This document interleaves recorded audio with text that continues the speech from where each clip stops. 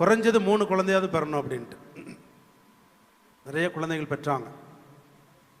ஒரு காலத்தில் நிறைய குழந்தைகள். எங்கள் வீட்டில் கூட 10-12 பிள்ளைங்க நினைக்கிறேன். நாங்கள் 9 பேர் இருக்கிறோம். அதில் ஒருத்தங்க பேர் இருந்தாங்க. அந்த காலத்தில் நிறைய பிள்ளைகளை பெற்று மகிழ்ந்தார்கள். நிறைய பிள்ளைகளை பெற்று வளர்த்தார்கள், படிக்க வைத்தார்கள். இருந்தாலும் ஒவ்வொரு குடும்பமும் 3 பிள்ளைகளையாவது பெறணும்னு சொல்லுவாங்க. ஒரு குழந்தை நாட்டுக்கு, ஒரு குழந்தை வீட்டுக்கு, ஒரு குழந்தை கடவுளுக்கு. ஒரு குழந்தை இராணுவத்தில் சேர்ந்து நாட்டுக்காக பணி செய்யணும், தியாகம் செய்யணும். ஒரு குழந்தை சாமியாரா போகணும், திருச்சபைக்காக உழைக்கணும், இறை ஆட்சிக்காக உழைக்கணும். இன்னொரு குழந்தை குடும்பத்தை பார்த்துக்கணும். 3 குழந்தையாவதும் பெற்றுக்கன்னு சொல்லுவாங்க. ஆனால் இன்னைக்கு நாமே குழந்தைகள், நமக்கு எது குழந்தைகள், நமக்கு எதற்கு குழந்தைகள், நாமே குழந்தைகள், நமக்கு எதற்கு குழந்தைகள் அப்படிங்கிற ஒரு சூழ்நிலை வந்துருச்சு. ஒன்று பெற்றா போதுங்கிற சூழ்நிலை இருந்துச்சு. இப்போ குழந்தை வேணாங்கிற சூழ்நிலையும் வந்துருச்சு. ஏன்னா எல்லாம் விலைவாசி ஏறி போச்சு. குழந்தையை பெற்று வளர்க்க முடியாது அப்படிங்கிற ஒரு சூழ்நிலைக்கு நாம் தள்ளப்பட்டிருக்கிறோம். அப்படிப்பட்ட சூழ்நிலையில் கல்யாணத்தில் போயிட்டு 16 பெற்று பல்லாண்டு வாழ்க அப்படின்னா எப்படி இருக்கும்? எப்படி இருக்கும்? எப்படி இருக்கும்? இந்த 16 பெற்று பல்லாண்டு வாழ்க என்பது 16 பிள்ளைகளை குறிக்கல. சரியா? 16 பிள்ளைகளை பெற்று பல்லாண்டு வாழணும் அப்படின்னு சொல்றதில்ல. மாறாக 16 பண்புகளை சுட்டி காட்டுகின்றது. 16 ஆசீர்வாதங்களை கல்யாணம் செய்கின்ற தம்பதியர் பெற்றுக்கொண்டு குடும்ப வாழ்க்கையை வாழ வேண்டும் என்று சொல்லப்படுகிறது. அதனால்தான் நம்முடைய முன்னோர்கள் 16 வரங்களையும் 16 ஆசீரையும் 16 பேறு பலன்களையும் பெற்றுக்கொண்டு பல ஆண்டுகள் நீங்கள் வாழ வேண்டும் என்று வாழ்த்தினார்கள். இந்த 16 என்னன்னு தெரியுமா? 16 என்ன? யாராவது சொல்ல முடியுமா? 16ல் ஒரு 6 சொன்னீங்கன்னா ஒரு பரிசு தர்றேன். ஆராதனை முடிச்சுட்டு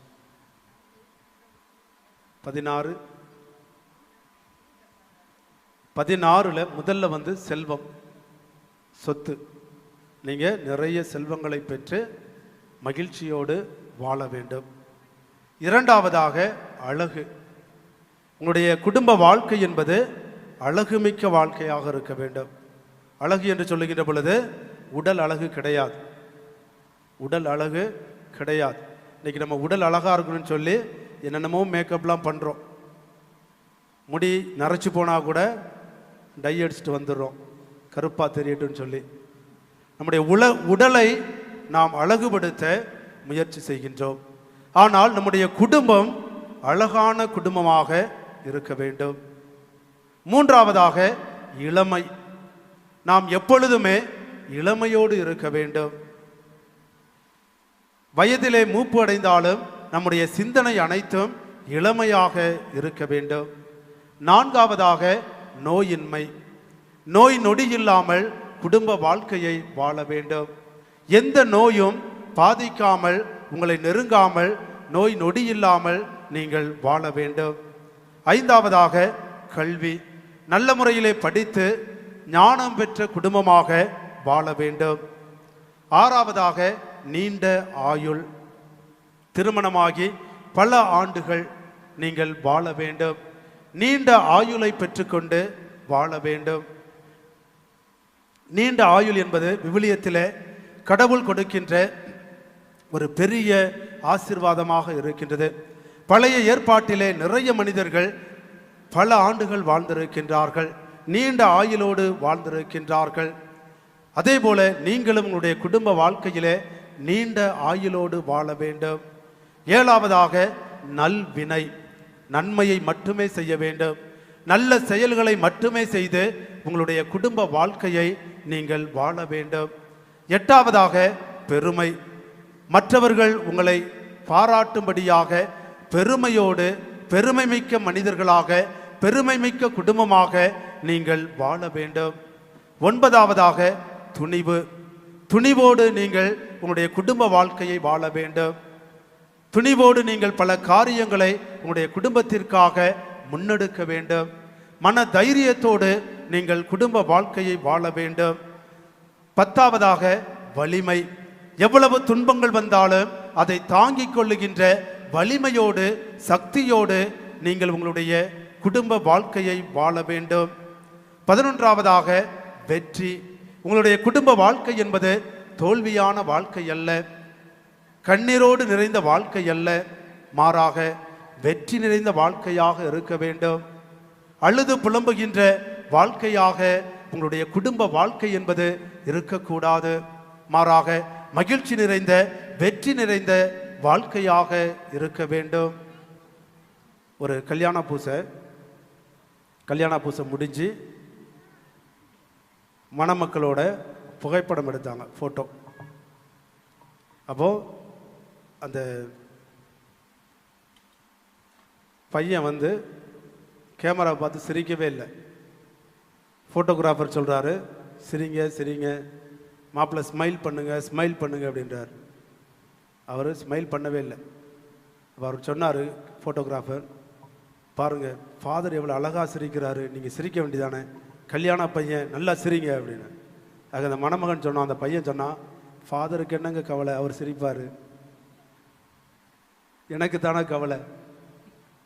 இப்போ நாம் பல நேரங்களில் இந்த கல்யாண வாழ்க்கையை துன்பமான வாழ்க்கையாக நினச்சிக்கிறோம், கவலை நிறைந்த வாழ்க்கையாக நினச்சிக்கிறோம், தோல்வி நிறைந்த வாழ்க்கையாக நினச்சிக்கிறோம்.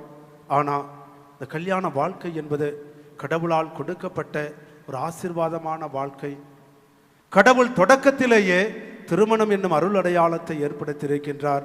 Price the Lord, praise the Lord, praise the Lord. எல்லாத்தையும் படைத்தவர் ஆண் தனியாக இருப்பது நல்லதல்ல, அவனுக்கு துணையாக ஒரு பெண்ணை உருவாக்குவோம் என்று சொல்லி பெண்ணை உருவாக்கி திருமணம் என்னும் அருட்சாதனத்தை கடவுள் தொடக்கத்திலேயே ஆரம்பிச்சிட்டார். மற்ற அருட்சாதனங்கள், நம்முடைய திருச்சபையில் இருக்கின்ற மற்ற 6 அருட்சாதனங்களை ஆண்டவர் இயேசு கிறிஸ்து தன்னுடைய பொது வாழ்க்கையிலே, பணி வாழ்க்கையிலே ஆரம்பித்தார். ஆனால் திருமணம் என்ற அருட்சாதனமானது படைப்பின் தொடக்கத்திலேயே தந்தையாகிய கடவுளால் ஆரம்பிக்கப்பட்ட ஒரு மாபெரும் அருட்சாதனம். அதனால தான் அது நிறைவான ஆசீர்வாதத்தை கொடுக்கின்ற அருட்சாதனம். திருமண வாழ்க்கை என்பது தோல்வியின் வாழ்க்கை அல்ல, துன்பத்தின் வாழ்க்கை அல்ல, கஷ்டத்தின் வாழ்க்கை அல்ல, மாறாக அது வெற்றியின் வாழ்க்கை. ஆக திருமணம் செய்கின்ற அனைவருமே வெற்றியோடு வாழ வேண்டும். வாழ்க்கையில் எடுக்கின்ற எல்லா முயற்சிகளிலும் வெற்றியோடு வாழ வேண்டும். 12வது நல்ல உறவு. திருமணம் செய்கிறவங்க நல்ல உறவுகளோடு வாழணும். இந்த தாலி கட்டும் பொழுது எத்தனை முடிச்சு போடுவீங்க? எத்தனை முடிச்சு?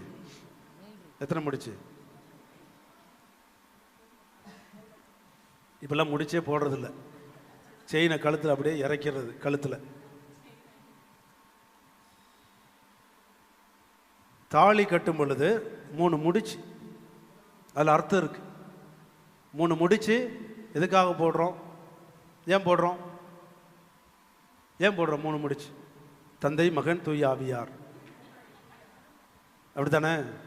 தந்தை மகன் தூய ஆவியாரின் பெயராலே ஆமேன்.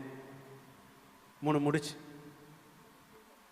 கல்யாணத்தில் போடுற 3 முடிச்சில் முதல் முடிச்சு வந்து மணமகனுடைய குடும்பத்தின் சார்பாக, மணமகனுடைய இந்த மாப்பிள்ளையுடைய குடும்பத்திற்காக போடுறது தான் முதல் முடிச்சு.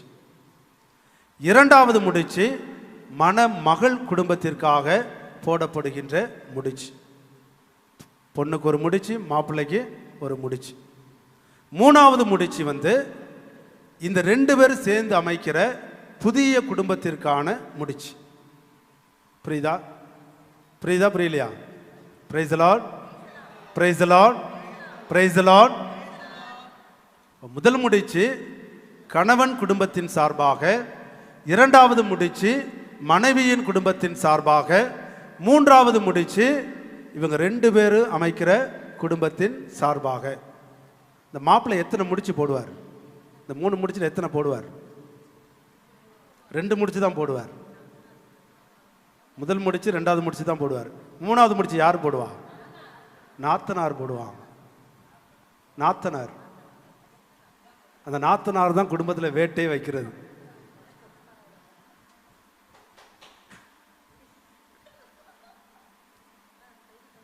மணமகன் 2 முடிச்ச போடுறார். என் சார்பாக, என் குடும்பத்தின் சார்பாக ஒரு முடிச்சு, மனைவியாகிய உன்னுடைய சார்பாக, உன்னுடைய குடும்பத்தின் சார்பாக ஒரு முடிச்சு அப்படின்னு போட்டு நம்ம 2 குடும்பமும் ஒற்றுமையாக வாழணும் அப்படின்னு சொல்லி போடுறார். 3வது முடிச்சு நாத்தனார் போடுறார். நீங்க 2 பேரும் அமைக்கிற குடும்பம் ஒத்துமையா இருக்கணும் அப்படின்னு. அப்போ உறவுகளோடு நாம வாழணும், சொந்த பந்தங்களோடு வாழணும். 3 குடும்பங்களும் ஒன்றாக வாழ வேண்டும், ஒற்றுமையோடு வாழ வேண்டும், நட்பு பாராட்டி வாழ வேண்டும். அதுக்காகத்தான் 3 முடிச்சு போடுறாங்க. ஆனா இன்னைக்கு குடும்பம் 3 குடும்பம் சேர்ந்து வாழ்ந்தா கல்யாணம் பண்ண உடனே பிச்சுக்கிட்டு போயிடும். குடும்ப வாழ்க்கையில், கல்யாண வாழ்க்கையில் சண்டை எங்க ஆரம்பிக்குது? எங்க ஆரம்பிக்குது? எங்க ஆரம்பிக்குது சொல்லுங்க பார்ப்போம். கல்யாண வாழ்க்கையில் சண்டை எங்க ஆரம்பிக்குது? கல்யாண மண்டபத்திலே ஆரம்பிக்கும். தாலியை கட்டி முடிச்சு மண்டபத்துக்கு கூட்டு போனவொடனே ஆரம்பிக்கும். எப்படி ஆரம்பிக்கும்? பொண்ணு லேட்டா வருது பாரு, இவ்வளவு மேக்கப் தேவையா? இது கெட்ட கேடுக்கு இவ்வளவு மேக்கப் தேவையா? இவ்வளவு நேரம் பியூட்டி பார்லர்ல உட்கார்ந்து லேட்டா வர்றா பார், என் சொந்தக்காரெல்லாம் வந்து சாப்பிடாம போயிட்டாங்க அப்படின்னு சண்டை ஆரம்பிக்கும். அப்புறம் பந்தியில மாப்பிள்ளை வீட்டுக்காரங்க பொண்ணு வீட்டுக்காரங்களை கவனிக்கவே இல்லை.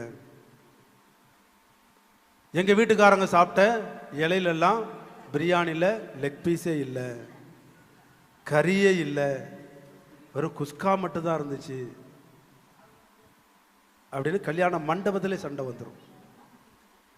இந்த கல்யாணம் பண்ண தாலி கட்டின பிள்ளைங்க சந்தோஷமா வாழ்ந்தா கூட கூட இருக்கிறவங்க வாழ விடுறதில்லை. இந்த நாத்தனா போடுற முடிச்சு அங்கதான் இருக்கு.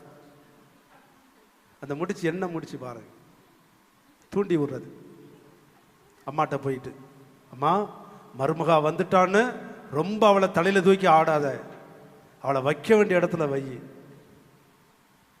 எல்லா சாவியும் அவ கையில கொடுத்துறாத, எல்லா நகையும் அவ கையில கொடுத்துறாத, மருமகளை கொஞ்சம் தூரமாவே வச்சுக்கோ.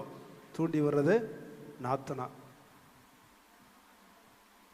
ஆனா அதே நாத்தனா இன்னொரு வீட்டுக்கு தானும் ஒரு நாத்தனாரா போகணும் அப்படிங்கிற சிந்தனை கிடையாது.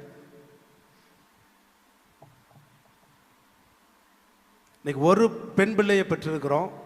அந்த பெண் பிள்ளை லேசா கண்கலங்கினாலே தாய் தகப்பன் ஆடி போயிடுறாங்க. ஒரு காலத்துலலாம் மகள், கல்யாணம் பண்ண மகள் கணவனோட சண்டை போட்டு, வாக்கப்பட்ட வீட்டில் சண்டை போட்டு வீட்டுக்கு திரும்பி வந்தா அடிச்சு விரட்டுவாங்க. இன்னைக்கு லேசா அழுதாலே போதும், மாப்பிள்ளை வீட்டுக்காரங்களை திட்டி தீர்த்துட்டு பொண்ணை கூப்பிட்டு வந்துடுறாங்க. என் பொண்ணு வாழ்ந்தது போதும். பெற்றோர் பிள்ளைகளுடைய வாழ்க்கையை கெடுக்கிறார்கள்.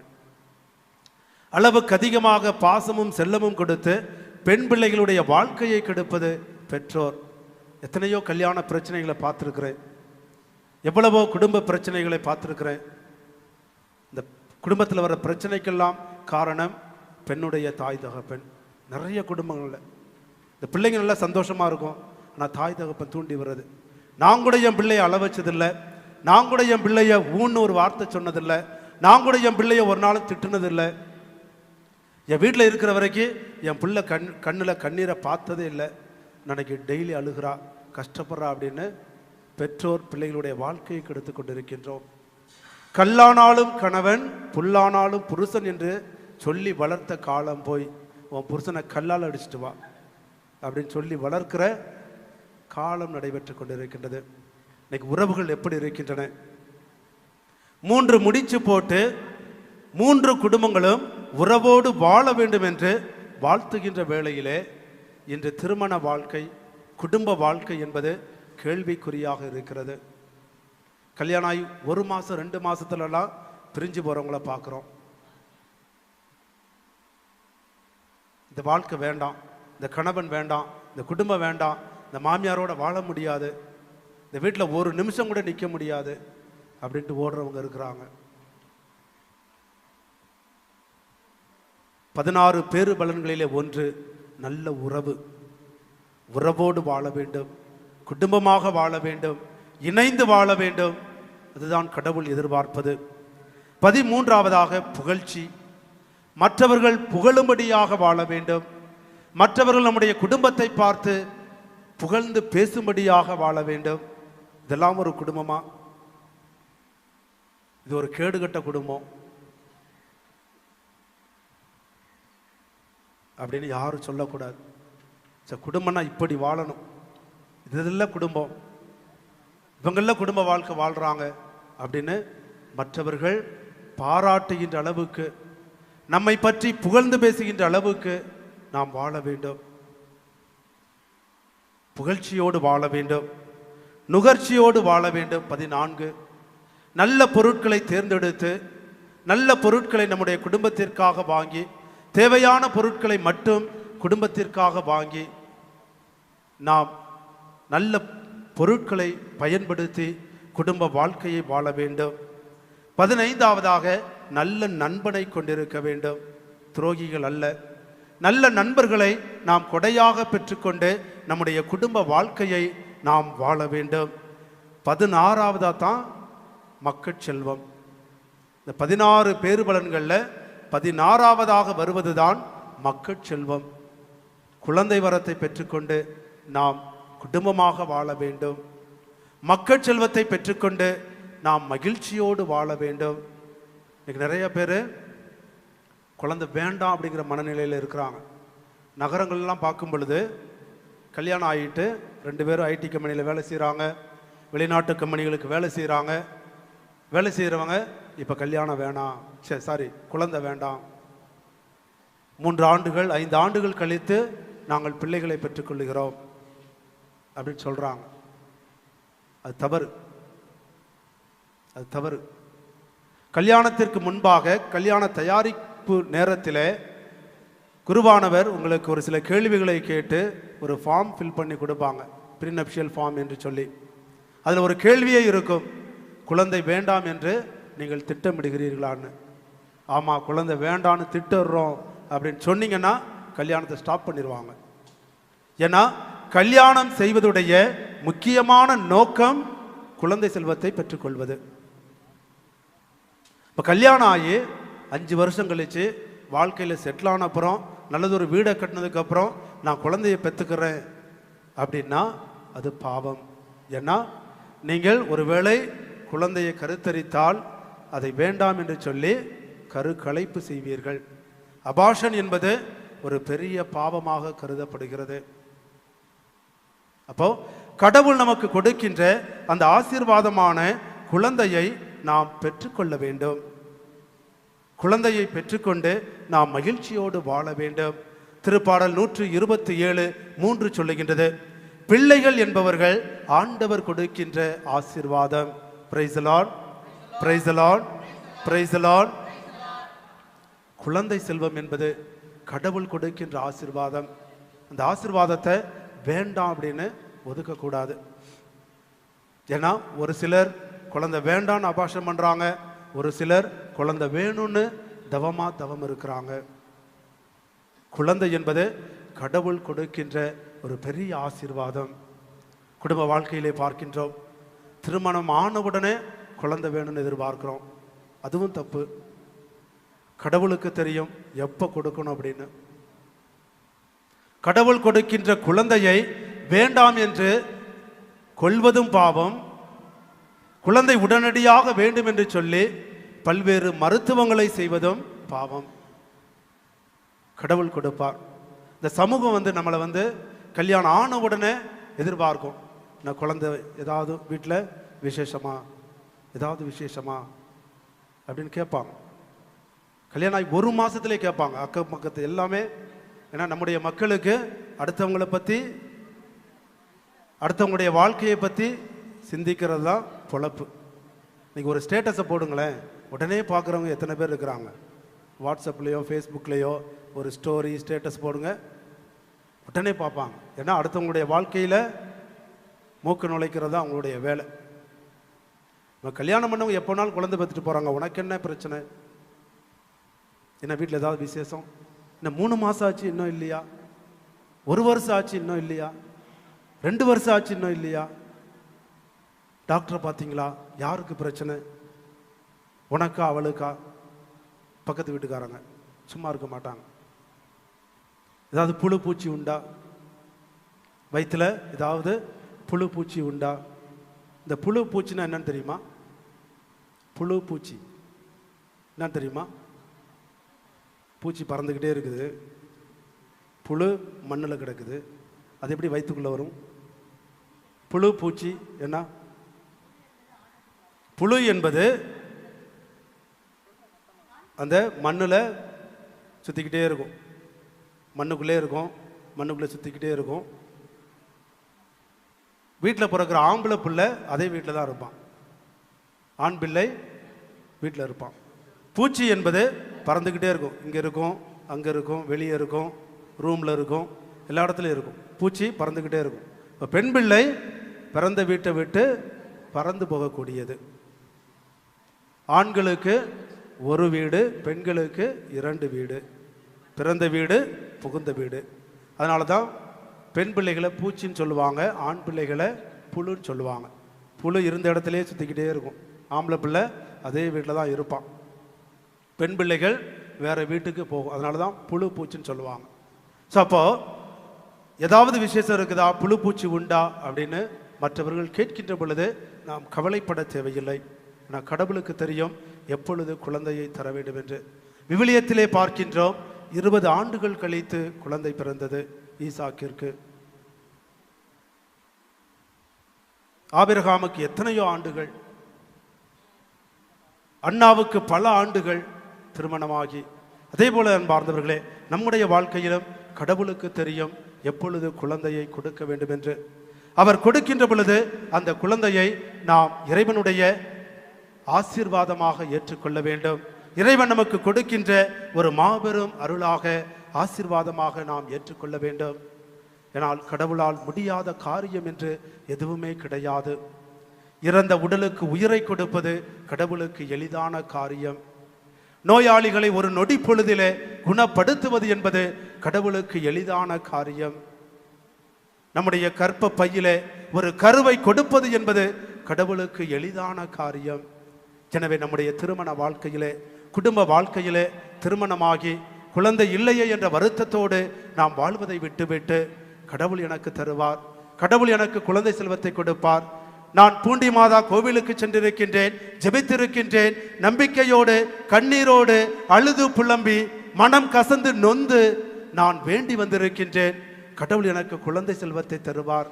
அடுத்த ஆண்டு நான் திரும்பி சென்று கடவுளுடைய வல்லமைக்கும் தாய் மரியாவுடைய பரிந்துரைக்கும் நான் சாட்சி சொல்வேன் என்ற நம்பிக்கையோடு நாம் நம்முடைய பயணத்தை தொடங்குகின்ற பொழுது கடவுள் கண்டிப்பாக நமக்கு அருளையும் ஆசிரையும் குழந்தை வரத்தையும் கொடுப்பார்.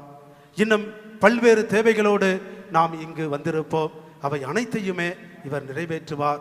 கடவுளுக்கு எல்லாம் எளிதானது, கடவுளால் முடியாத காரியம் என்று எதுவுமே கிடையாது. அதிசயங்களையும் அற்புதங்களையும் செய்கின்ற கடவுளாக அவர் எப்பொழுதுமே இருக்கின்றார். எனவே அந்த கடவுளுடைய வல்லமையிலே, அந்த கடவுளுடைய ஆற்றலிலே, ஆசீர்வாதத்திலே நம்பிக்கை வைத்தவர்களாக நாம் அவருடைய அருளையும் ஆசிரியையும் இந்த நேரத்தில் பெற்றுக்கொள்ள முயற்சி செய்வோம். அனைவரும் முழந்தாள் படியிட்டு